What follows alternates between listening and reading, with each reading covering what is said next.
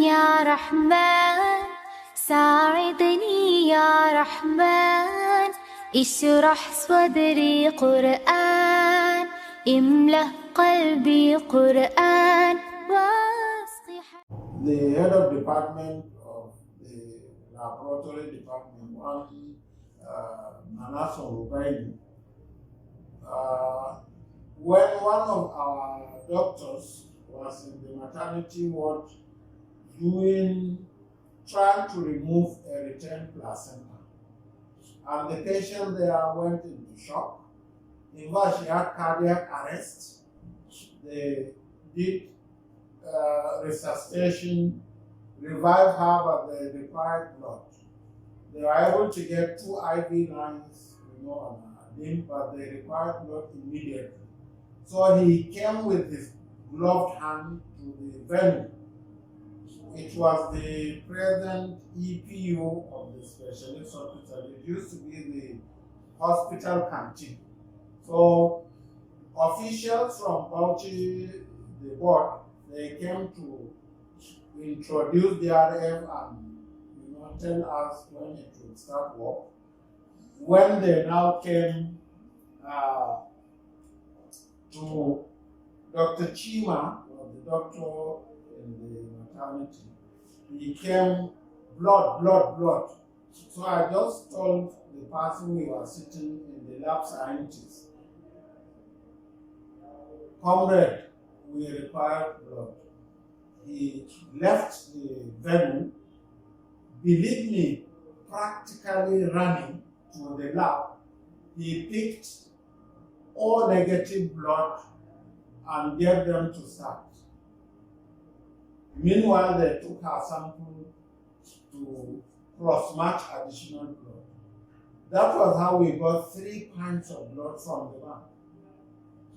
So at that time, it is not the doctor's patient, it is the hospital's patient, or it is our patient, the patient of the team. And whatever you will do, you are on beat. If you don't do it, whoever thinks he does the maximum or the best will not succeed.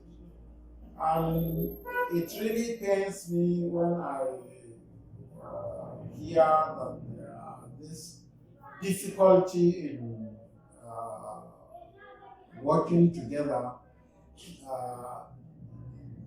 forgetting that the goal is one.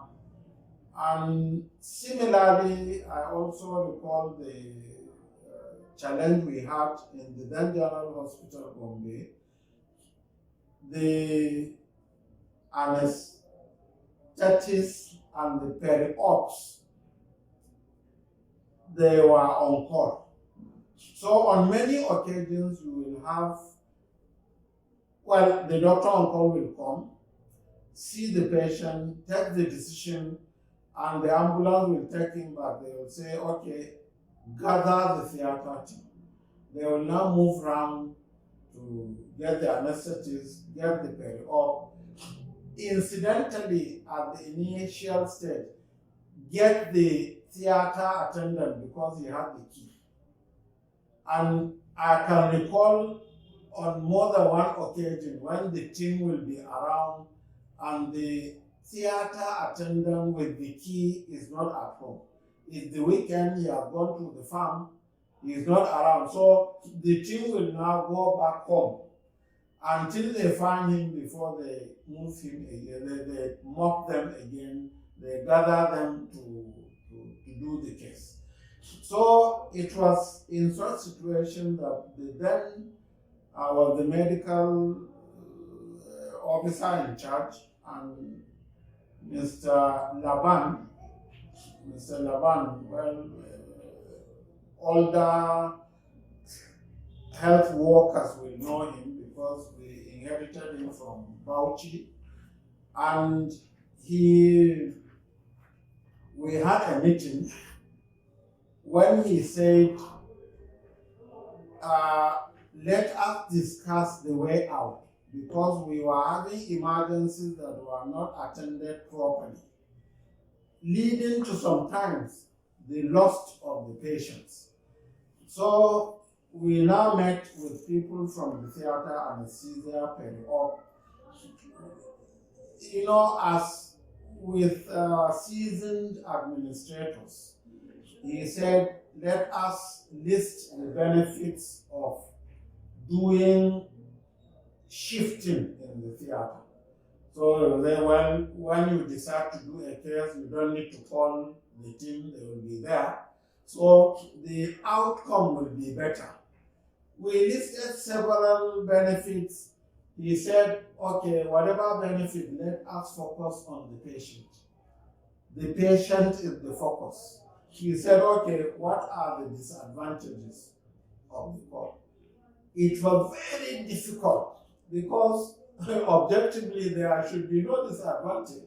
But somebody who didn't want shifting to be introduced in the theater, he said, well, if the theater staff on shift, if there is no emergency, they will be redundant. He said, well, this is the nature, but if there is something, they will do it.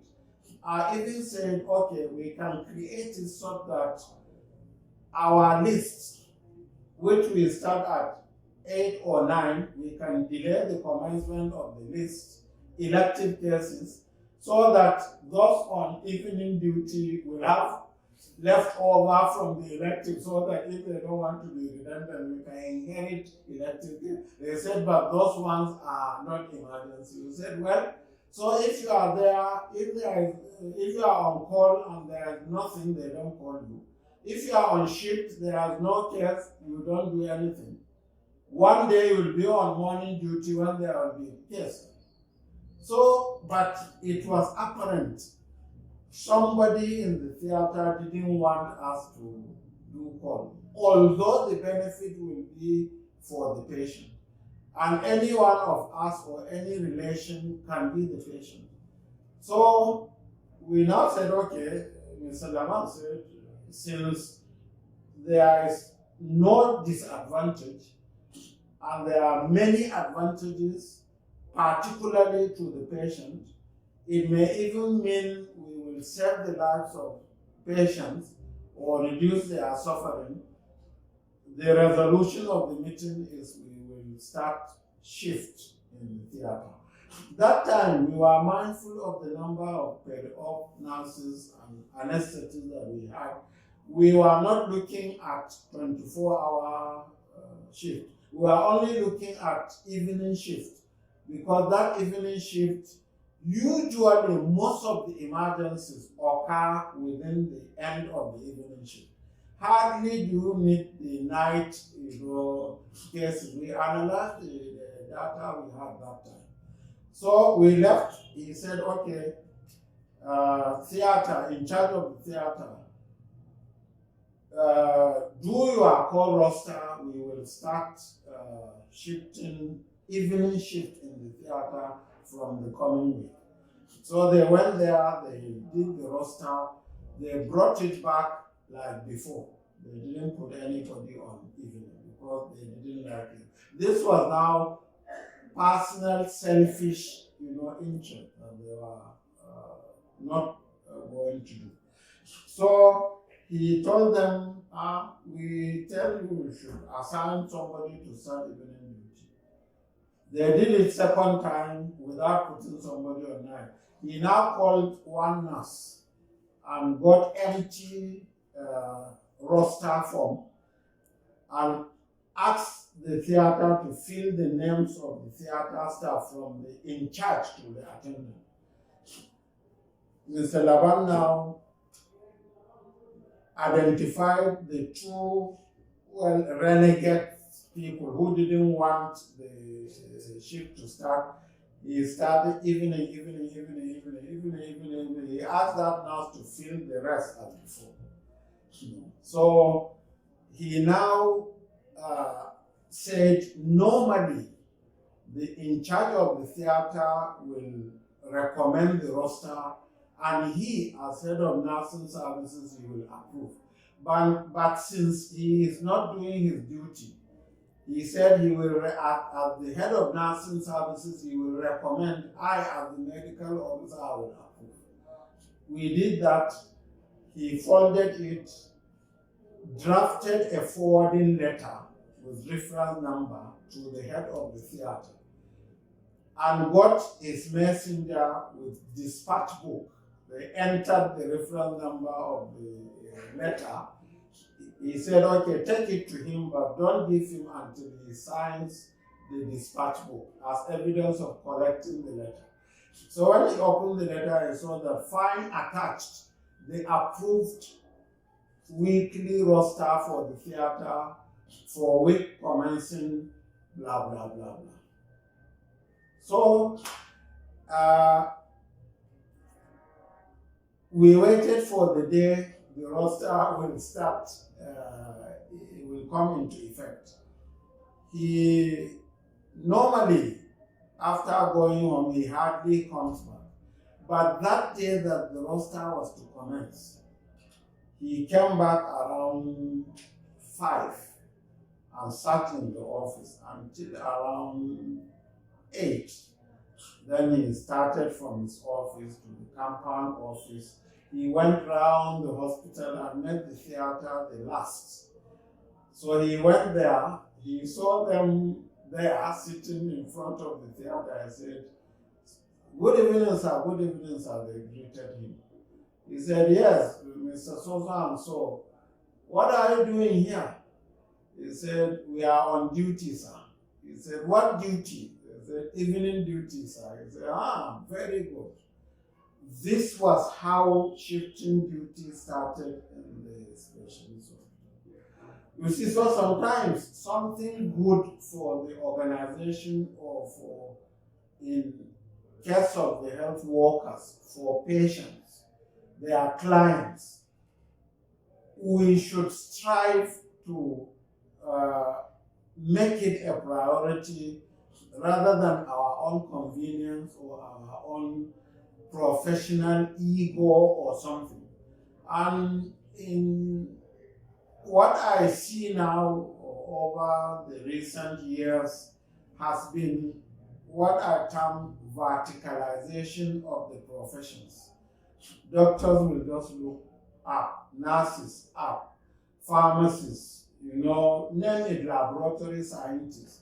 Everybody just looks at his profession only, not knowing that his profession alone cannot deliver health service. The rest have to come in. It's up to the patient, and after all, even our collective role is not what makes the person recover. It's by the grace of the Almighty, isn't it? Whether somebody survives or not, you will see that there are moribund cases who survive. You will see cases that in the ordinary understanding, they are straightforward, and you have DOT, death on the operating table. So that should be an indication to us that we should do our bit. Of course, one doesn't say you say somebody who will die and you do nothing. No, you will do your utmost best, but you should bear in mind that it is not that will save the patient. It's by the grace of God that he will survive or not. And our also other task of alleviating suffering. We have a responsibility to do what we have to do. So honestly, I always passionately call on fellow health workers of all the professions. I have given the example of the theater attendant, the laundry man. If he doesn't wash the sheets, the other work cannot happen. The attendant in the pharmacy department, if he doesn't do his work, the pharmacist may not do his work properly, and so on. So I implore all people to please do their work. Thank you so much. Like I said, the introduction of DRF was 1988 in then Bauchi, and it had provision for exemption of people who could not afford.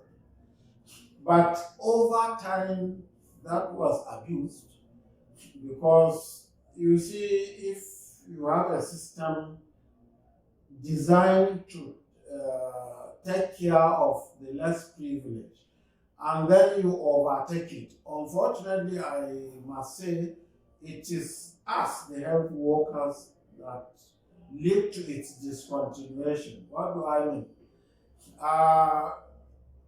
You have a DRF that is selling drugs, and if I may digress, even the DRF, somebody outside it doesn't appreciate that it is the money realized from the sale of the drugs that is used to buy the next stock.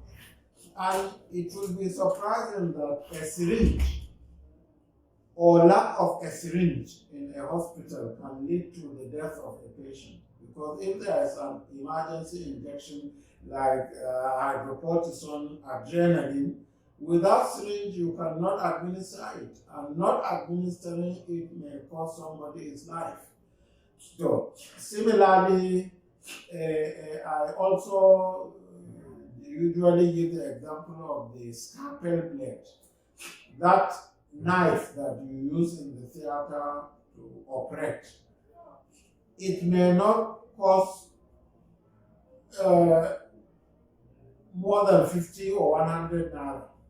But if you don't have it, you can imagine at 1 a.m. you want to do an emergency operation and there is no scalpel blade. You can't operate. This is why at one time when we wanted some posting of account staff to the Ministry of Health, there was so much interest, from the Treasury, people who wanted to go there because they thought there is a lot of money in DRF and whatever their motive. We now said no, we wanted people who are honest, who are dedicated, and eventually when they were posted, we did a workshop for all DRF staff, and we told them that, look, if you now misappropriate money realized from the sale of drugs, it means there will be no money to buy a new supply, and that new supply, the beneficiary of the stock may be yourself or a relation of yours. You have embezzled their money, they couldn't buy syringe, they bring you maybe unconscious, they can't give you what they are supposed to give you. It may even cost you your life, or at least it will cause you some suffering, you or your relation, or it may even be somebody close to you, somebody your neighbor, your fellow worker, and so on. So when the DRF was introduced, this provision to exempt people who cannot afford, especially for emergencies, was there. But because the operators, the workers, they decided to put their friends, relations, and so on, so that the size of exemption grew, and the ministry had no option but to discontinue the exemption because it was decapitalizing the scheme. And unfortunately, that was like punishment to genuine needy patients. We subsequently, I understand now, there is a plan by government to form a form of health insurance in the state. This will be a great relief for beneficiaries because requiring or being required to pay money at the point of use of the health service is not an equitable system. A good health system, you contribute money when you are well, and then at the time of need, nobody will ask you to pay for it. That is a better system. But this so-called catastrophic expenditure, the one required at the point of use, will be, many people will not have access to the health service. So, drug revolving fund schemes are stopgap measures, but the ultimate way to go will be a funded system through health insurance where people just derive the benefit at the time of use, while they probably contribute a small amount when they are well. It works because when you pool money, not all people will be sick at the same time. In fact, some will not be sick throughout the year, but it means their contribution is helping to treat a fellow human being, who happens to require treatment, at the time he requires. يا رحمن ساعدني يا رحمن اشرح صدري قرآن املأ قلبي قرآن